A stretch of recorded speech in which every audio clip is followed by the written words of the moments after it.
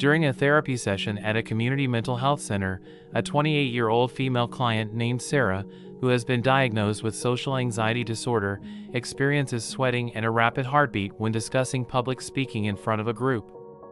These physiological responses are triggered solely by the topic of public speaking, and Sarah has not experienced these symptoms in other situations.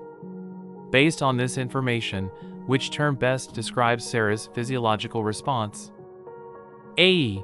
Conditioned stimulus. B. Unconditioned response. C. Conditioned response. D. Unconditioned stimulus.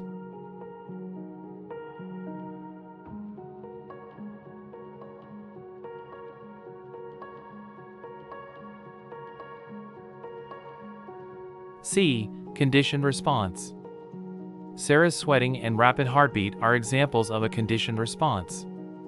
A conditioned response is a learned reaction that occurs in response to a conditioned stimulus, CS, that has been paired with an unconditioned stimulus, US. In this case, the CS is the topic of public speaking, and the US could be the fear or anxiety associated with speaking in front of a group. Over time, Sarah has associated public speaking with anxiety, leading to the conditioned response of sweating and rapid heartbeat whenever the topic arises during therapy sessions. This illustrates how classical conditioning can influence physiological responses in individuals with specific phobias or anxieties. Given that a 35-year-old female client with a history of childhood trauma and anxiety-related issues seeks therapy for her intense fear of dogs, in which the therapist has identified classical conditioning techniques as a potential treatment method, what would be the most effective approach to address her fear? A. Pairing the sight of dogs with a relaxing activity. B. Avoiding exposure to dogs entirely. C. Providing information about dogs' behavior. D. Using punishment to discourage fear responses.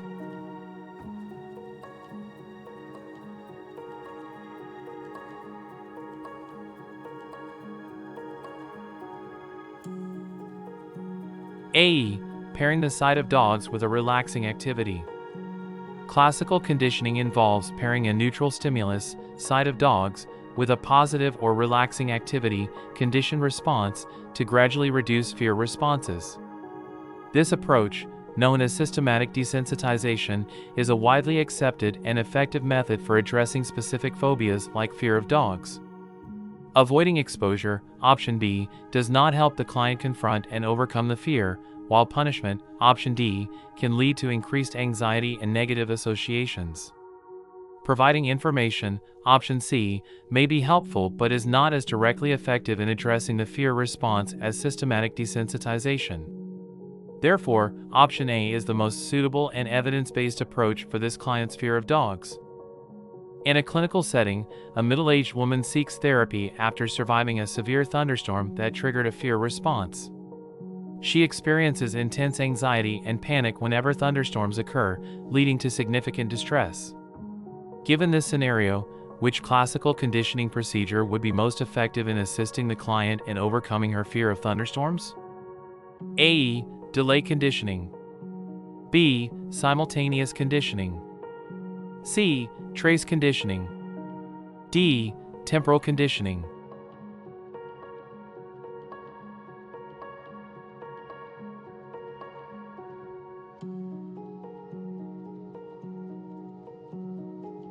A. Delay conditioning. Delay conditioning is the most suitable classical conditioning procedure to help the client overcome her fear of thunderstorms. In delay conditioning, the conditioned stimulus, CS, thunderstorm-related cues, overlaps with and precedes the unconditioned stimulus, US, traumatic event during a storm, leading to a gradual reduction in fear responses. This approach allows the client to associate the thunderstorm cues with positive or neutral experiences, promoting desensitization and eventual fear extinction. It's particularly effective for fear-based responses as it directly pairs the CS with the US, providing a clear association for the client's emotional responses. Simultaneous conditioning, trace conditioning, and temporal conditioning may not be as effective in addressing specific phobias like fear of thunderstorms due to their timing and association complexities, making delay conditioning the most appropriate choice for this client's therapeutic needs. During Pavlov's classical conditioning experiments with dogs, which elements served as the unconditioned stimulus? US. A. The sound of a metronome. B. Food. C. The dog's salivation. D. The technician who fed the dogs.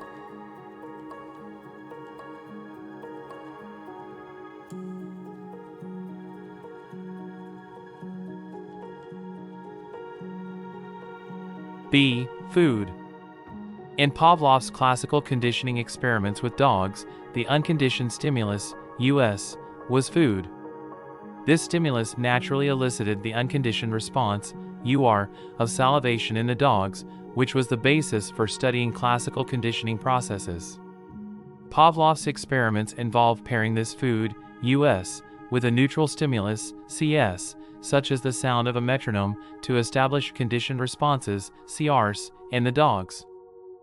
In a school setting, a social worker is working with a 9-year-old girl named Lily who exhibits fear responses to dogs after being chased by one in her neighborhood. The social worker decides to implement a classical conditioning procedure to help Lily overcome this fear. Considering Lily's fear responses to dogs, which classical conditioning procedure would likely be most effective in this case? A. Backward conditioning. B. Second-order conditioning. C. Extinction. D. Forward conditioning.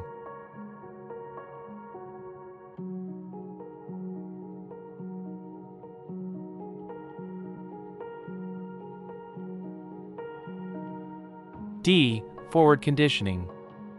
Forward conditioning involves presenting the conditioned stimulus, dogs, before the unconditioned stimulus, fear-inducing event, to gradually reduce the fear response.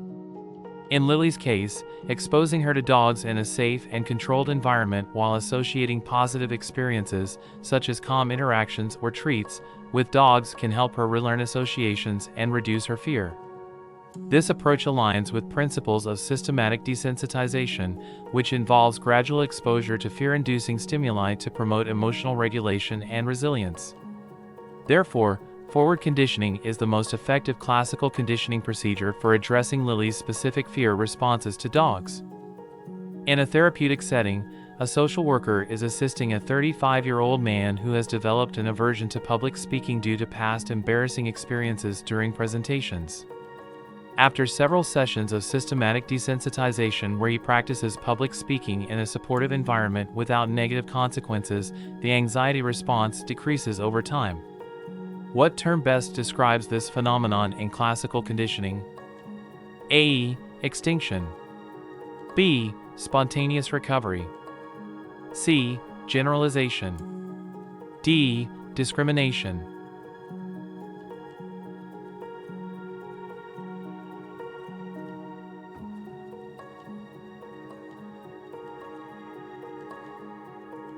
A. Extinction. Extinction in classical conditioning refers to the weakening and eventual disappearance of a conditioned response, in this case, anxiety about public speaking, after repeated presentations of the conditioned stimulus, public speaking practice, without the unconditioned stimulus, embarrassing experiences. This process involves gradual desensitization to the feared stimulus, leading to a reduction or elimination of the conditioned response. In the given scenario, the client's anxiety response decreasing over time due to repeated exposure without negative consequences aligns with the concept of extinction in classical conditioning. During a therapy session at a mental health clinic, a social worker is working with a 35-year-old female client who experiences extreme anxiety in crowded spaces. The social worker decides to use classical conditioning techniques to help the client overcome this fear. The neutral stimulus that becomes associated with the unconditioned stimulus to evoke a conditioned response is known as the A. Unconditioned response.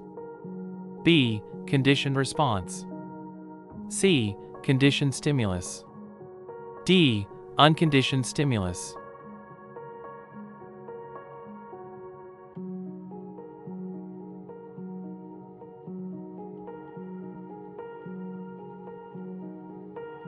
C. Conditioned stimulus.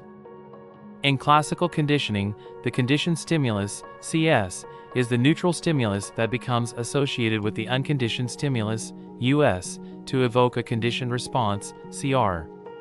In this scenario, the neutral stimulus could be something like the sound of a crowded space or the sight of a crowded room, which, when paired with the unconditioned stimulus, the client's anxiety in crowded spaces, leads to a conditioned response, anxiety response, even when the neutral stimulus is presented alone.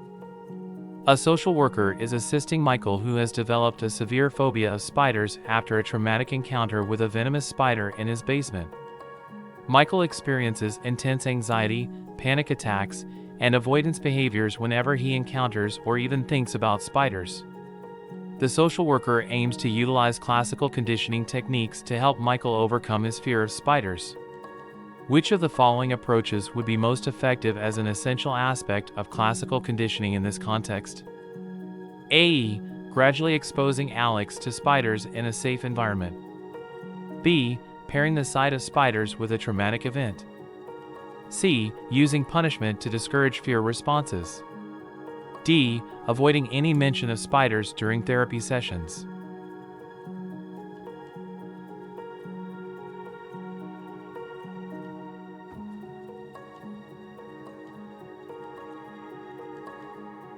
A. Gradually exposing Alex to spiders in a safe environment. In the context of classical conditioning and treating phobias like Alex's arachnophobia, gradual exposure therapy is a fundamental aspect. This approach, known as systematic desensitization, involves exposing the client to the feared stimulus, spiders, in a controlled and safe environment while teaching relaxation techniques to reduce anxiety. By repeatedly exposing Alex to spiders in a gradual and systematic manner, paired with relaxation strategies, he can learn to associate spiders with relaxation instead of fear. This process helps in breaking the conditioned fear response and promoting new, adaptive associations with spiders, ultimately reducing his phobia and related symptoms. Options B, C, and D are not aligned with the principles of classical conditioning and effective phobia treatment, as they either involve negative reinforcement, avoidance, or counterproductive approaches that can intensify the fear response. In an educational counseling setting, a social worker is working with a 25-year-old male student named Alex who has a history of test anxiety. During counseling sessions, Alex exhibits a conditioned response, CR, of increased heart rate and sweating when exposed to the sound of a bell. This sound was previously paired with a positive affirmation from his counselor whenever he successfully completed a practice test without feeling anxious. Which psychological concept best describes Alex's response? A. Operant conditioning. B. Generalization. C. Classical conditioning. D. Extinction.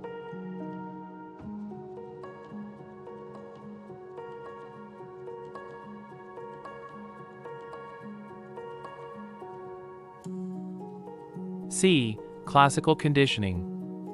The scenario demonstrates classical conditioning, specifically the development of a conditioned response, CR, to a neutral stimulus, CS, that was previously paired with a positive reinforcement, US, in the form of a counselor's affirmation.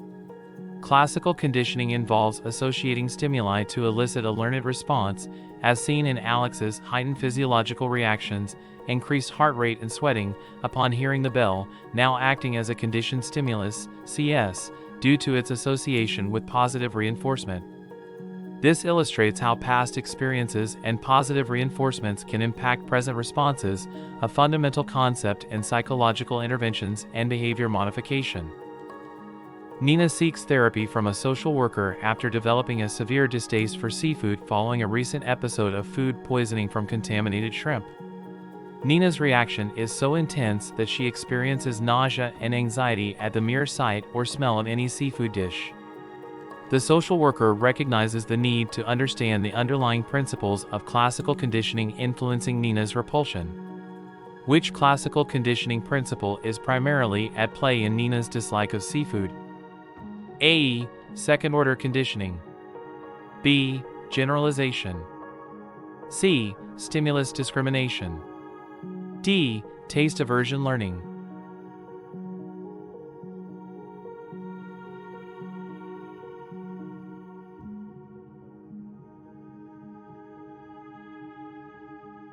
D. Taste aversion learning.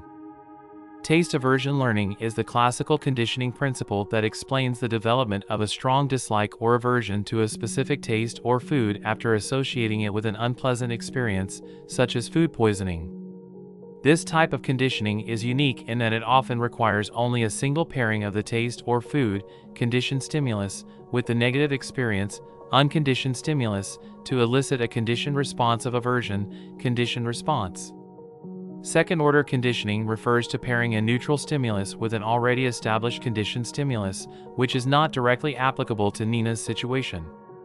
Generalization involves responding similarly to stimuli resembling the conditioned stimulus, but Nina's aversion is specific to seafood, suggesting stimulus discrimination is not the primary principle at play. I trust this video has proven to be informative in enhancing your comprehension of social work license exam questions. If you're interested in expanding your studies, I assure you a captivating and enlightening 90-minute study session where we'll analyze questions and explore real-world applications. Come and join me for an amazing learning experience. Enroll today and gain access to an amazing chance to receive my exclusive ebook with 70 social work practice questions or my comprehensive online practice exam with 150 social work questions. And that's not all. As a bonus, you will also receive my highly sought-after Strategies for Success activity ebook at no cost. This amazing bundle is crafted to empower you on your learning journey and guarantee your ongoing success. Don't pass up on this opportunity. Enroll today. Visit my website, gilbertmbell.com, and find the sign-up link in the description below. Alternatively, you could text the word study to 347-683-7923. I am excited to study alongside you and assist you in reaching your full potential as a social worker. Thank you once more for tuning in.